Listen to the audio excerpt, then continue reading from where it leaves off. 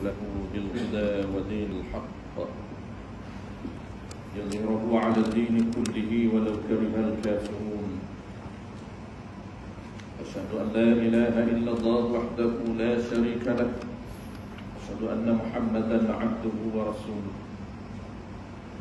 صلوات الله وسلامه على هذا النبي الكريم وإمام المتقين وقائد الدعاة المجاهدين وعلى آله وأصحابه أجمعين. اللهم علمنا ما جهلنا ونفعنا بما علمتنا واجعلنا من المخلصين.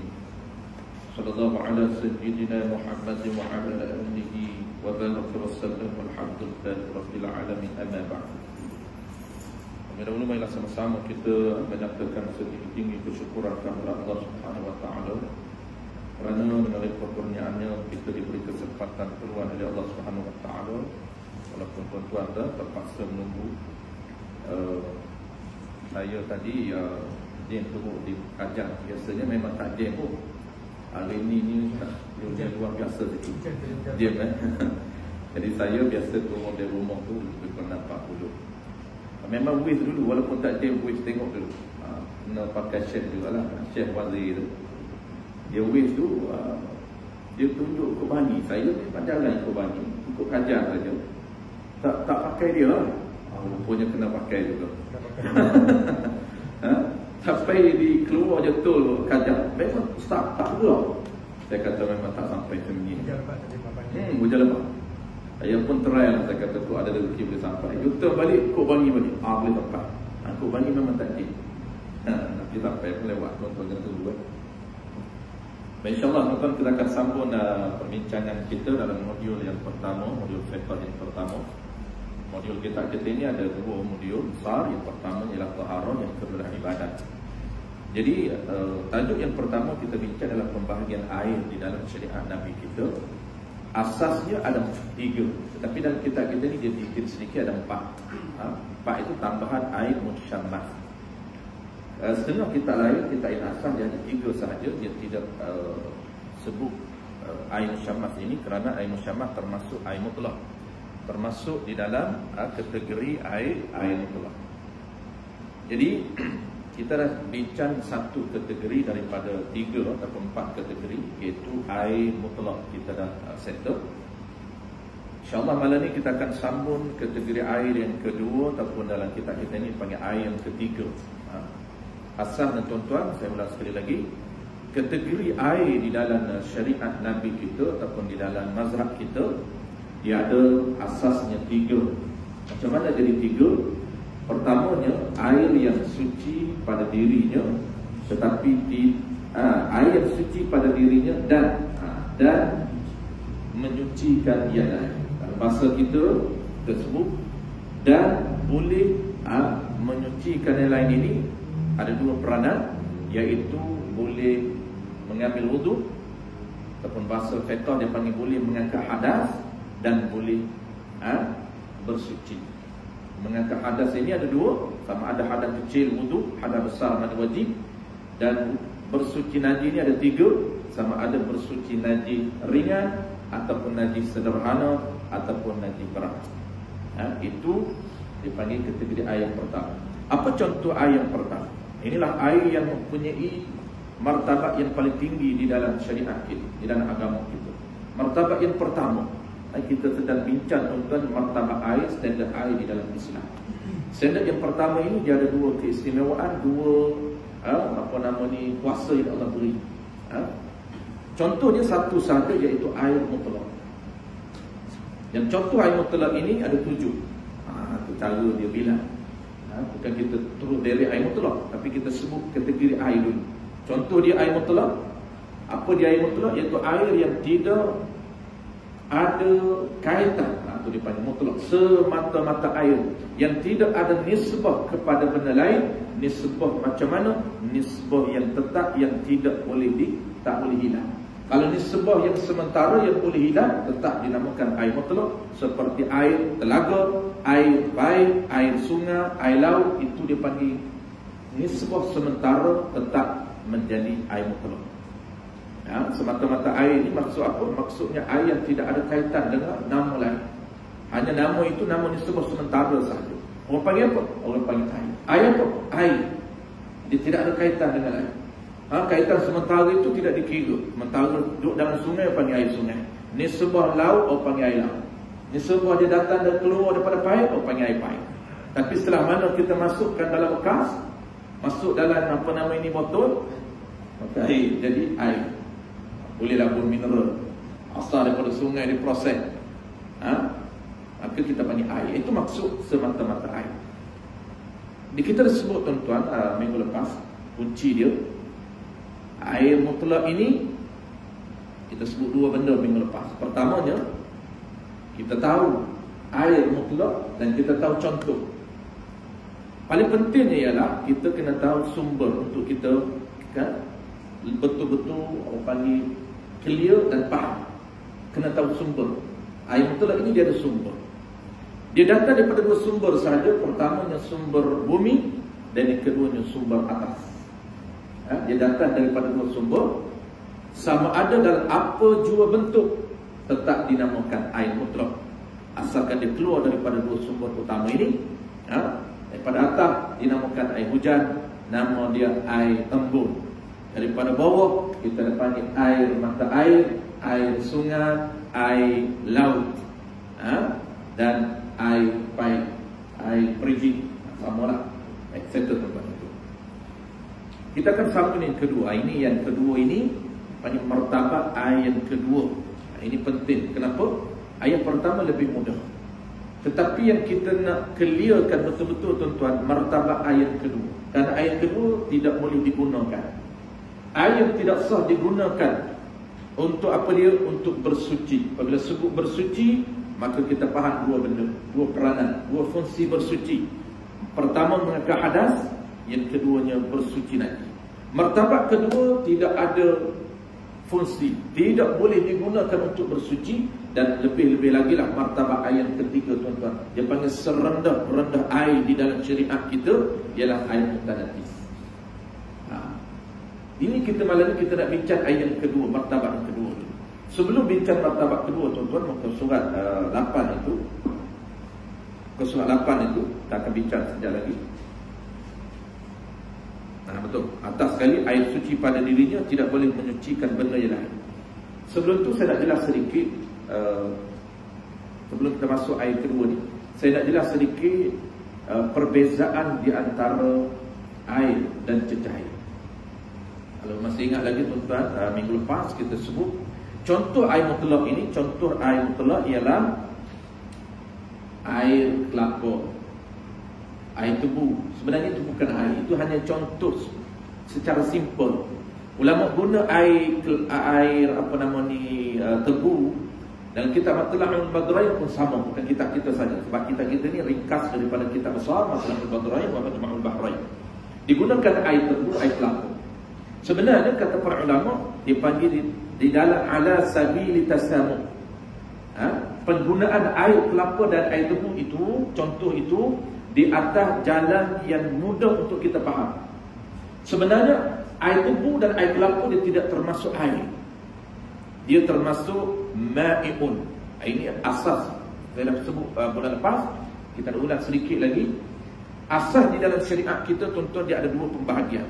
Pertama ma'un, yang kedua ma'i'un. Hampir sama sebutan dia. Ma'un air, ma'i'un cairan, liquid. Maka dua benda ini berbeza hukum. Cairan dan air, dia berbeza hukum. Kalau air ma'un tahirun, muttahirun, itu air yang kita bincang. Air ini dia ada kelas dia, dia ada kategori dia. Tetapi cairan tidak ada kelas, tidak ada kategori. Cairan tidak ada kategori. Dan cairan ini tuan-tuan, dia tidak ada sumber. Bukan datang sumber daripada langit, bukan sumber daripada bumi, dia tidak ada sumber. Apa contoh cairan yang tidak termasuk air, yang tidak boleh digunakan untuk bersuci? Kenapa kita nak kena tahu air dan cairan? Kerana cairan ini Allah Ta'ala tidak memberikan kuasa untuk bersuci kepada dia. Hanya Allah beri satu saja. Apa dia? Kekuatan dia, diri dia harus ataupun suci untuk diminum. Minum boleh cairan. Ada contoh cairan tuan-tuan. Contoh cairan yang pertama ialah madu. Madu lebah itu cairan.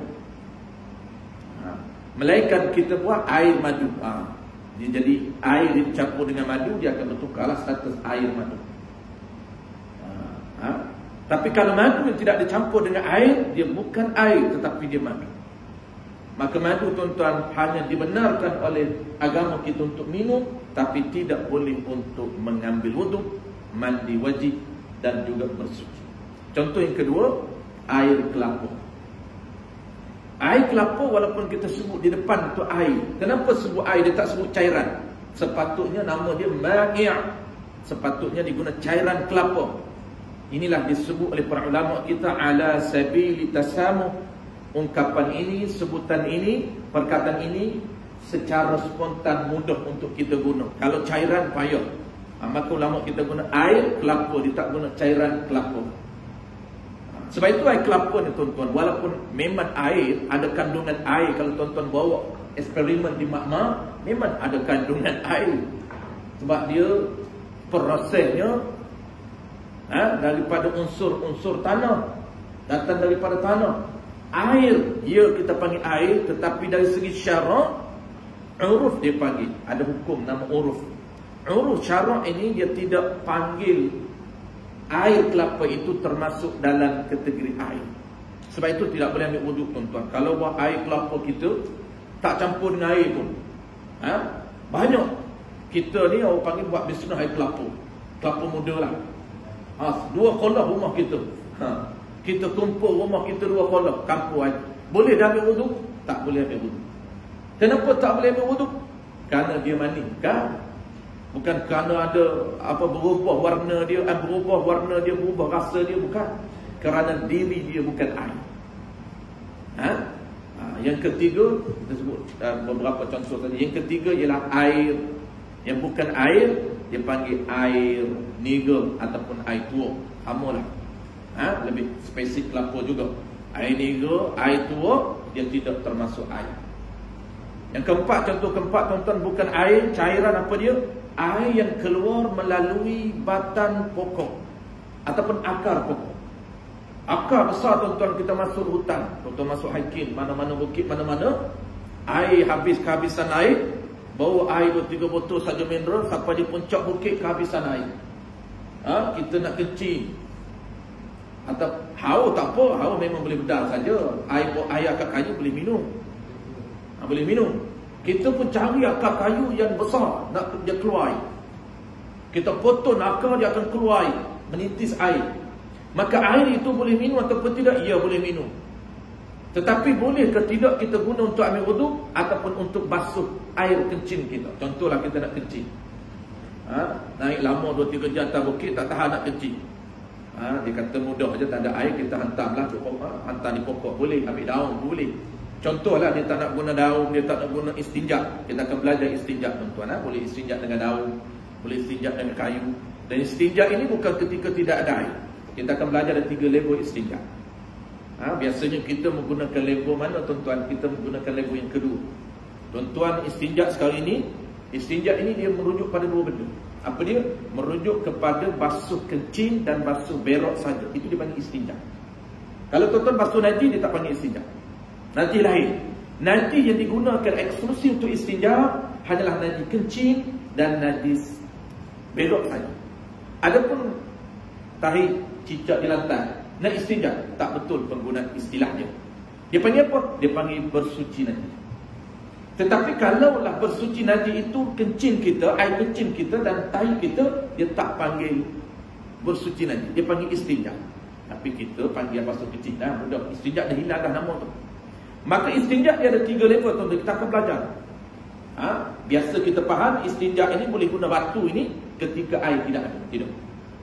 Walaupun air ada boleh guna batu. Cuma guna batu tanpa air itu level yang pertama. Yang level kedua air saja, dan level ketiga air dan batu gabungan. Baik. Kenapa tidak boleh kita guna air akar kayu untuk basuh kencing, untuk ambil wuduk? Kerana dia bukan air. Walaupun memang ada kandungan air, tetapi dia tidak termasuk air di dalam uruf syarak kita. Air daripada pokok kaktus, air daripada akar kayu, air yang keluar daripada batang kayu. Itu contoh yang keempat. Contoh terakhir tuan-tuan, bukan cairan.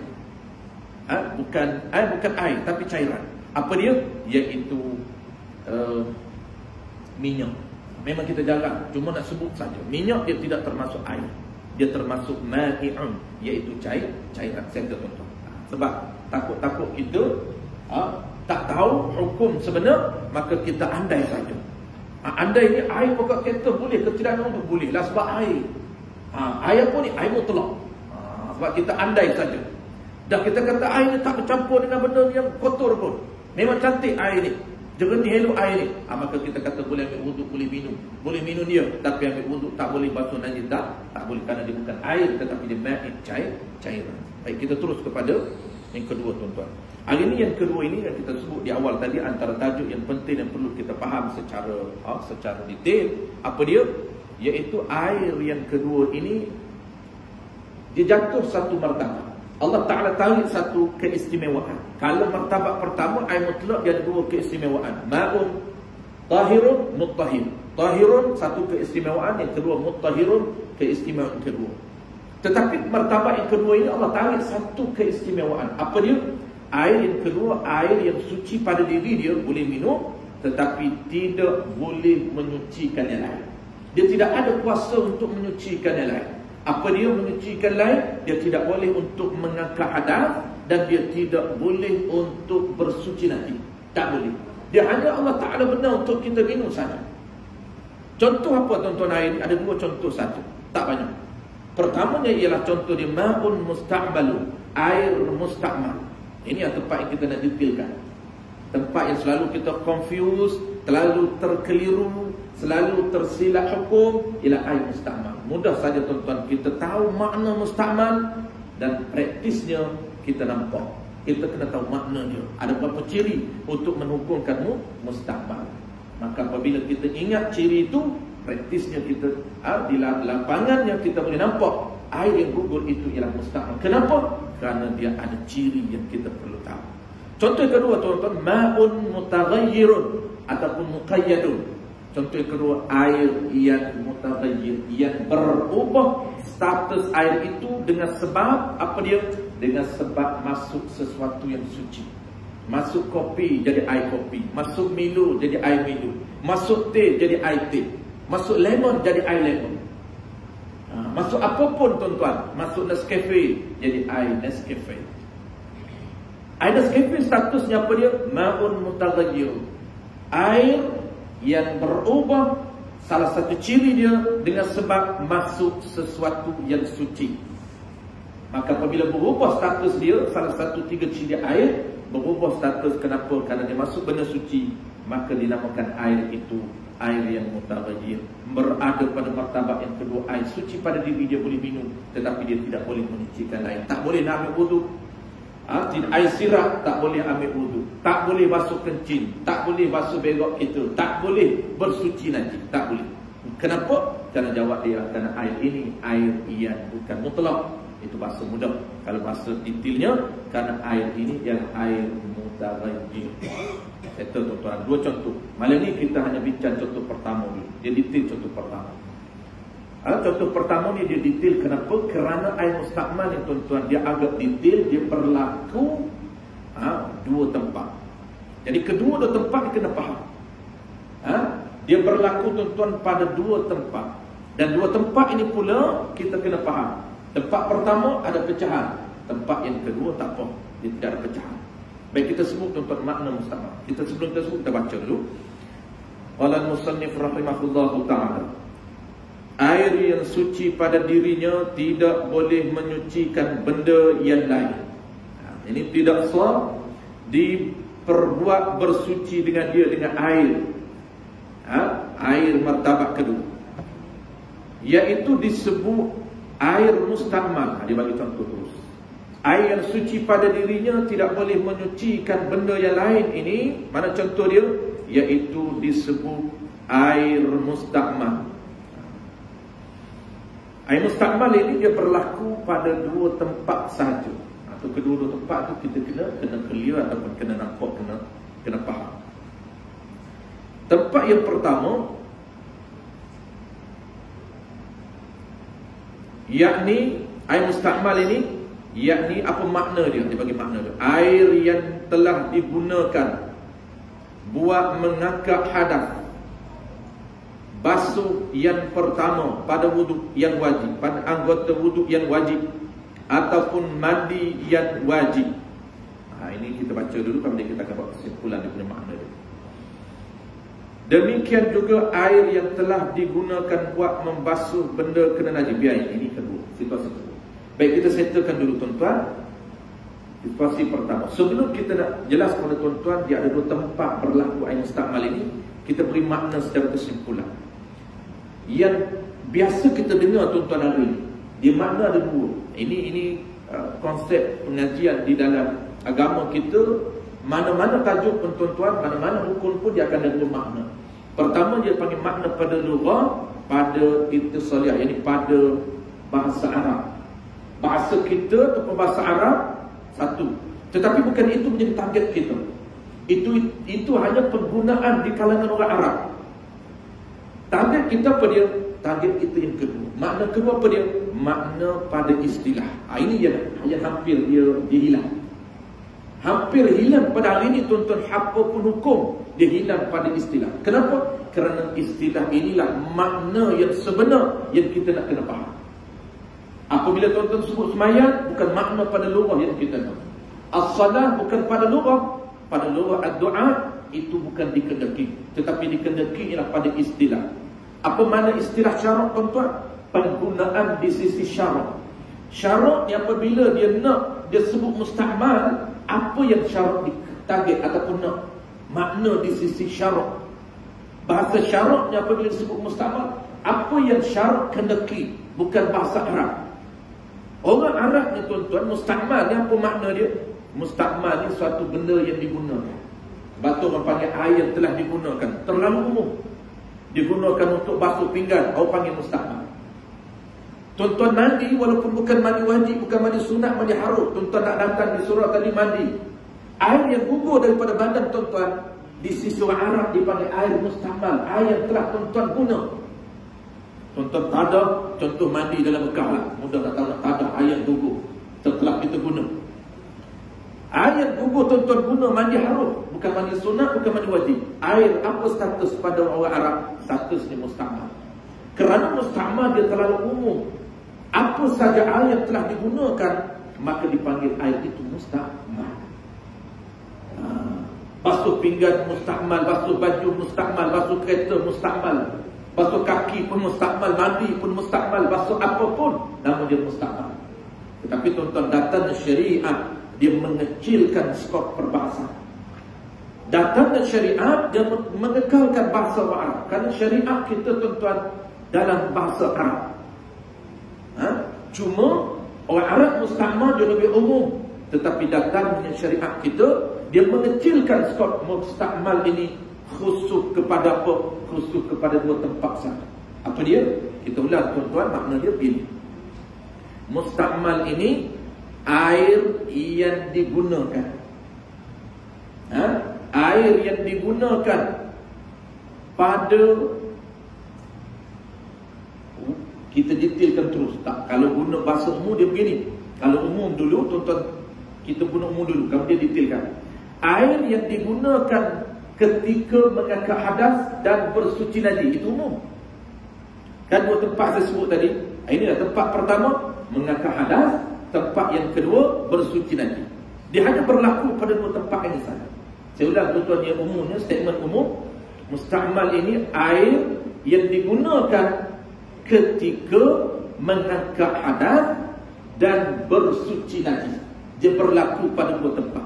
Tetapi kita masih lagi tak clear. Kita kena detailkan. Macam mana nak detailkan? Air yang berlaku ketika mengangkat hadas. Tuan-tuan masih ingat apabila sebut hadas, dia berlaku ada dua tempat. Pertamanya apa? Pertamanya hadas kecil, satu saja, iaitu mengambil wudu. Yang keduanya hadas besar, apa dia? Mandi wajib. Maknanya secara detail, Dia berlaku ketika kita mengambil wudhu dan ketika kita mandi wajib. Itu pun masih belum clear. Kenapa? Kerana mengambil wudhu itu tuan, di mana berlaku air mustakmal. Basuhannya ada 6. Adakah ke-6 anggota itu berlaku gugur air mustakmal? Tidak. Sebab itu perlu pendetailan lagi. Kita menggunakan bahasa yang detail terus. Macam mana tuan-tuan? 2 tempat ini kita sebut tadi, kita settlekan satu dulu malam. Dan 2 tempat ketika mengangkat hadas dan bersuci najis minggu depan, itu hari Jumaat. Malam ni kita clearkan air mustakmal. Kita nak clear, nak tengok air mustakmal malam ni gugur daripada anggota mana. Kita nak tahu. Yang kata tak boleh bersuci, tapi minum boleh. Basuh baju boleh, basuh baju tidak ada najis. Basuh pinggan boleh, basuh apa pun boleh. Jangan guna untuk bersuci najis dengan mengangkat hadas. Detailnya begini tuan-tuan, dia berlaku pada tempat pertama. Tempat pertama mengangkat hadas. Kenapa dia hadas ni lebih detail daripada suci najis? Kerana hadasnya ada 2.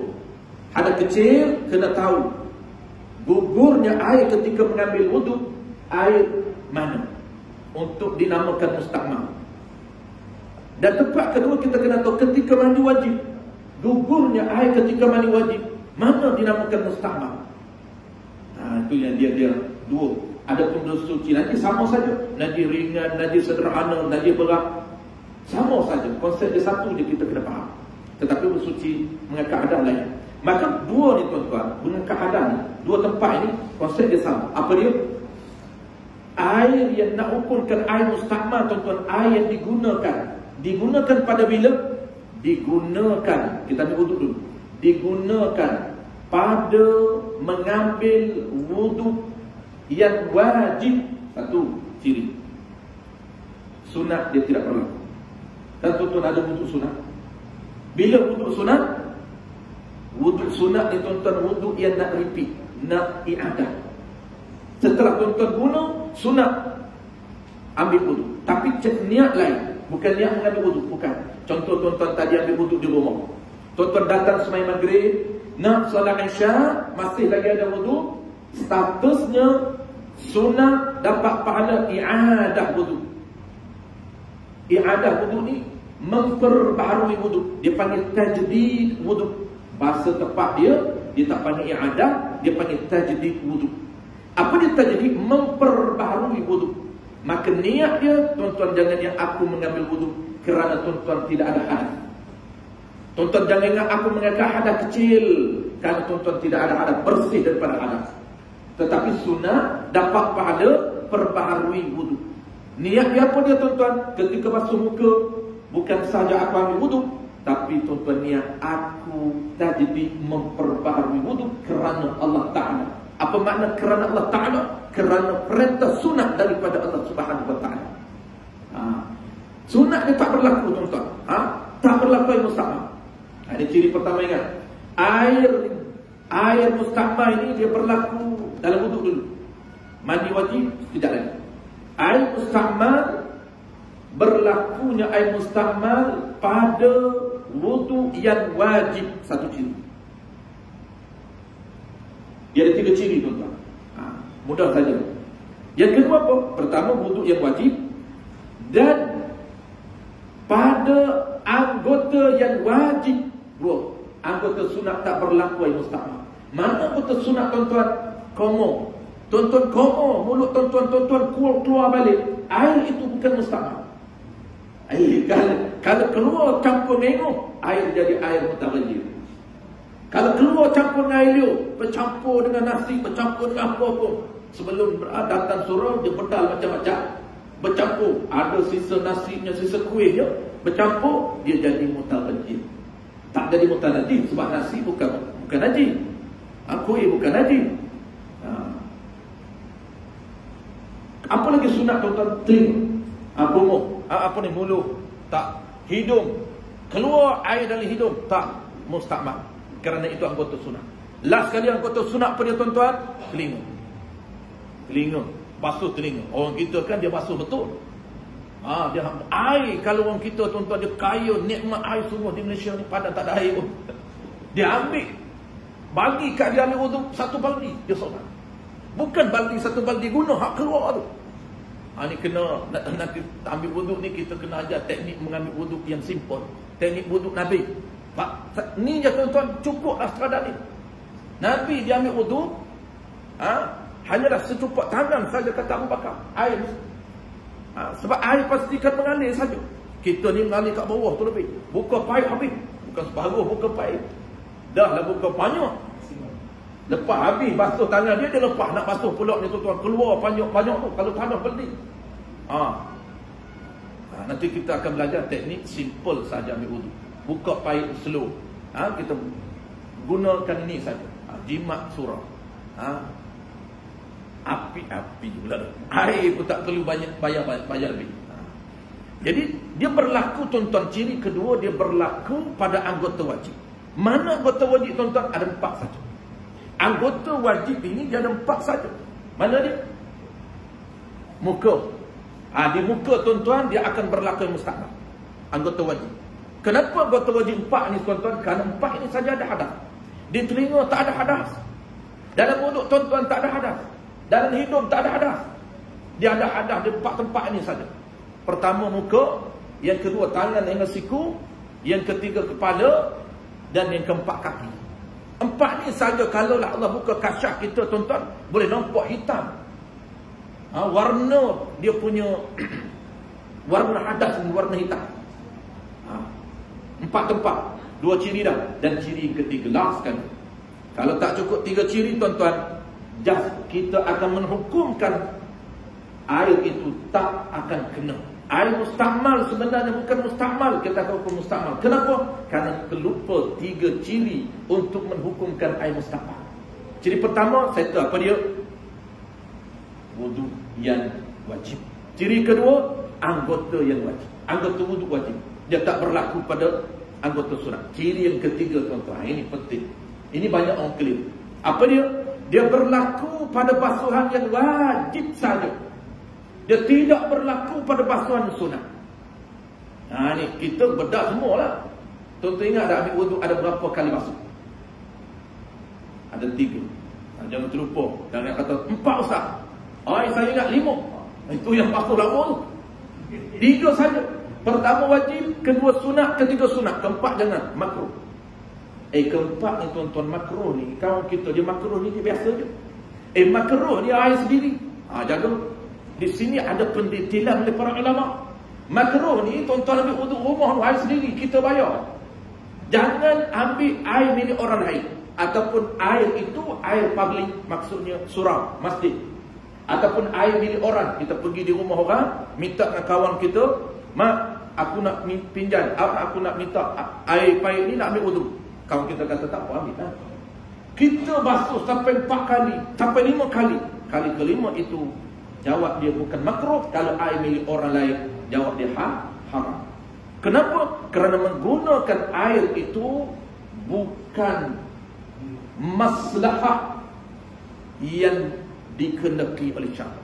Maslahah syaraknya cakap 3 saja. Macam air public ni bagi bahaya tuan-tuan. Surau ni, surau ni disediakan untuk ambil wuduk. Ya, dia kata saya ambil wuduk 3 kali saja. Kali keempat bukan wuduk dah. Maknanya di air keempat itu dia membasuh. Kali pertama tu pun membasuh dah lebih air. Kali kedua pun dah membasuh dah lebih air. Dah azan. Kali ketiga dah lebih air dah. Azan awal kan. Betul dah kata azan? Belum lagi. Tu cepat dah. Baik, kita habiskan insya-Allah. Mandi junub tu kita akan letak ke Jumaat. Jumaat baru berjunub. Lama juga tu. 3 hari lagi baru berjunub. Jadi 3 ciri ni sangat penting tuan-tuan. Dia hanya berlaku pada basuhan wajib. Mana basuhan wajib? Muka kan ada 3 basuhan. Basuhan pertama tuan-tuan wajib. Basuhan kedua sunat. Basuhan sunat tak ada air yang gugur, tidak dinamakan mustakmal. Air apa dia? Kalaulah dia tak bercampur dengan daki kita, tak bercampur dengan apa, tetap air mutlak. Tetapi kalau air basuhan kedua bercampur dengan unsur lain, dia berubah yang banyak, air itu mutabayyir. daki kita, peluh kita, bau macam peluh kita, maka dia berubah banyak jadi air peluh. Maksud dia air mutaghayyir. Tidak boleh untuk mengambil wuduk lagi. Baik, macam mana contoh? Kita bagi contoh. Praktikalnya kita bagi contoh. Air ini kita sebut tadi untuk menhukumkan air musta'mal mesti ada 3 ciri. Bukan mudah. Bukan gugur saja air basuh, mentang-mentang ambil wuduk. Semua ni air musta'mal tak boleh terperanci tak boleh. Kenapa? Air itu tidak boleh digunakan. Mesti ada 3 ciri, tuan-tuan. Ciri pertama, macam mana anggota bukan anggota, wuduk yang wajib. Baik, contohnya kita nak ambil wuduk wajib ni, maghrib ni, isyak ni. Yang keduanya anggota wajib, muka anggota wajib. Yang ketiganya basuhan pertama. Saya nak sebutkan tuan-tuan malam ni, cara pengiraan basuhan pertama ini penting. Dia ada cara pengiraan. Bukan 1, bukan 2, bukan 3 selesai, bukan. Cara pengiraan tuan-tuan nak kira 1, nak kira 2, macam mana? Disebut di dalam kitab Salamus Sibyat dan I'anatul Talibin juzuk pertama. Iaitu apabila selesai. Ini pertama, pengiraan pertama. Kedua, konsep sama saja. Apabila selesailah rata seluruh kawasan muka kita dengan air itu, baru dikira 1. Berapa kali kita basuh? Nak rata 2 ataupun 3. Contoh macam mana tuan-tuan? Contoh, kita ambil air di muka kita, contoh saja. Kita mula di dahi. Kita ratakan sampai di dagu. Sekali baru habis dah air di tangan. Contoh, ambil pula kali kedua, cedok pula kali kedua, sambung pula, sambung sebelah kiri, komplit di atas dahi. Maknanya 2 kali baru dikira sekali. Bila dikira sekali tuan-tuan? Apabila rata seluruh kawasan muka. Rata dengan apa? Rata dengan air mutlak. Rata semua di kawasan muka ini. Kalaulah sekali, maka dikira sekali. Kalau 2 kali baru basuh baru rata, 2 kali dikira sekali. Maka mana air mutlak tu? Mana air musta'mal tuan-tuan? Air musta'mal, ingat, apabila rata tu komplit di atas dahi ni, contohlah kita pusing atas ni baru komplit, rata atas ini, maka ingat, selepas rata itu gugur gugurnya air basuhan pertama. Selesai basuh kali pertama, gugur air itu. Gugur daripada mana? Daripada anggota wajib. Basuhan apa? Basuhan wajib. Wuduk apa? Wuduk wajib. Gugur tak ada. Itulah dia, nama dia air musta'mal. Contoh, saya ambil tuan-tuan sampai di sini. Kemudian saya angkat tangan, dia menitih 2-3 titik. Saya pun tak ada. Kenapa tak ada, Ustaz? Kerana air musta'mal, takut membazir. Nak boleh minum air ini. Kalau lalulah nak minum, tak harap pun minum. Nabi kata, air mana boleh minum, tak harap. Mana ada, musta'mal tak harap. Air nanti dia haram. Mutan nanti haram. Musta'mal tak haram. Boleh minum. Cuma kita tak lalu saja. Geli je saja. Kalau tak geli boleh minum. Maka kita kata air ini, apa dia statusnya? Ini ialah air beberapa titik dalam ini. Kalau asal sebenarnya titik sajalah. Sebab cara kita ambil, cara Nabi ni dia tak banyak air, tapi cara kita penuh belah lah. Dia merintik betul. Merintik tak ada. Separuh tu Haji. Apa dia ni? Air musta'mal. Awak baliklah, bawa balik kanak cucu. Air musta'mal, boleh minum, boleh mandi, boleh buat apa saja. Air musta'mal. Boleh buat ubat? Boleh. Ubat kau jadi. Habis tuan-tuan. InsyaAllah kita akan sambung hari Jumaat ni. Kita tak baca lagi tu. Demikian juga air yang telah digunakan buat basuh benda yang kena najis itu kita tak bincang. Skip yang tu. Sebab itu air yang dicerita pada najis. Kita nak dahulukan, tuan-tuan faham clear dulu, air pada ambil wuduk dan air pada mandi wajib. Barulah kita terus minggu depan ni, Jumaat ini, contoh yang kedua, ketika kita basuh nanti. Dia lebih mudah tuan-tuan kita basuh nanti.